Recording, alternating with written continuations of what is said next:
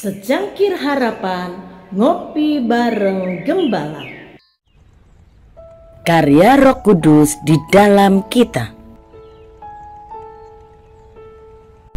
Shalom saudaraku, hari ini kita kembali belajar tentang Roh Kudus, Roh Penolong yang dijanjikan Tuhan Yesus.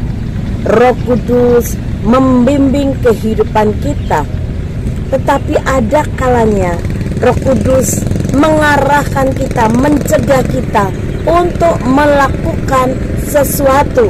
Di dalam Kisah Para Rasul pasal yang ke-16 ayat yang ke-6 dikatakan mereka, Rasul Paulus dan rombongannya, melintasi tanah Frigia dan tanah Galatia karena Roh Kudus mencegah mereka untuk memberitakan Injil di Asia.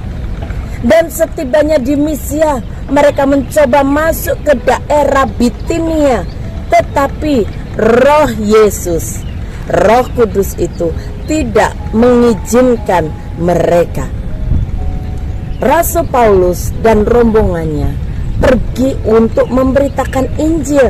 Itu merupakan sesuatu yang baik, tetapi Roh Kudus, Roh Tuhan Yesus sendiri tahu apa yang terbaik, kapan waktu yang tepat bagi mereka untuk masuk ke wilayah Asia. Roh Kudus mencegah dan tidak mengizinkan mereka melakukan penginjilan di beberapa tempat. Namun Roh Kudus menuntun mereka ke satu tempat yang tidak pernah mereka pikirkan. Pada ayat selanjutnya dikatakan pada malam harinya tampaklah oleh Paulus suatu penglihatan.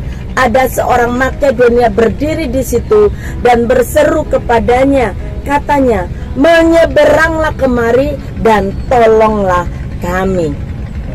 Setelah Paulus melihat penglihatan itu, segeralah mereka mencari kesempatan untuk berangkat ke Makedonia.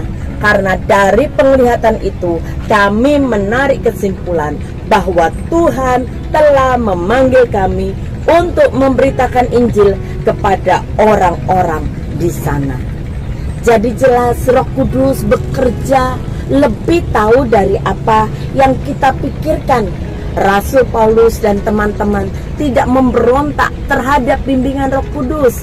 Ketika Roh Kudus mencegah, mereka taat. Ketika Roh Kudus mengatakan jangan, mereka tidak pergi, tidak memberontak terhadap bimbingan Roh Kudus.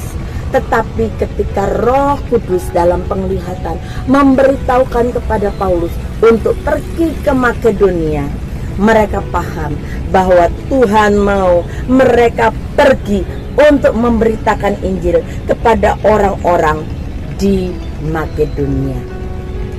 Apa yang harus kita lakukan?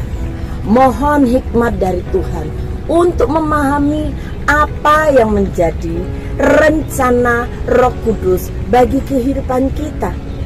Ketika Roh Kudus berkata kita pergi, kita harus melakukan ini, kita harus taat.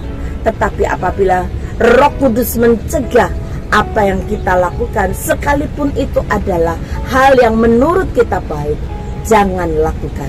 Karena Dia tahu yang lebih baik apa yang harus kita lakukan. Berikan hati kita untuk tunduk di bawah bimbingan Roh Kudus, dan kita akan melihat bahwa rencananya jauh lebih indah daripada rencana dan pikiran kita.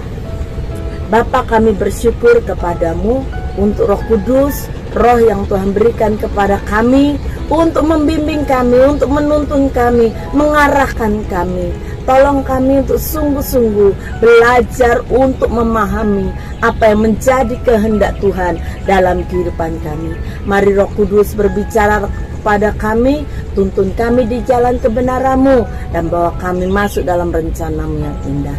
Terima kasih Bapa. Di dalam nama Tuhan Yesus kami berdoa. Haleluya. Amin. Selamat terus berjalan di dalam bimbingan Roh Kudus, dan Roh Kudus akan menolong kita menjalani hari-hari dan pelayanan kita untuk kemuliaan nama Tuhan. Tuhan Yesus memberkati.